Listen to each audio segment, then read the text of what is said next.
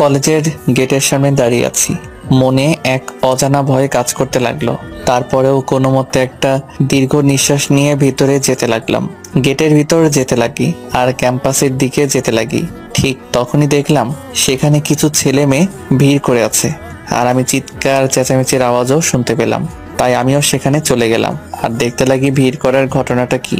আমি ভিড়ে গিয়ে দেখলাম একটা মেয়ে একটা ছেলেকে সজোরে থাপ্পড় দেয় আর ক্যাম্পাসের সমতল ভূমিতে ধাক্কা মেরে ফেলে দেয়। আরো দেখলাম সেখানে কিছু ছেলে পেলে আছে যাদের হাতে হকি স্টিক। ছোট লোকের বাচ্চা, তোর সাহস কি করে হলো আমার মুখে মুখে তর্ক করার?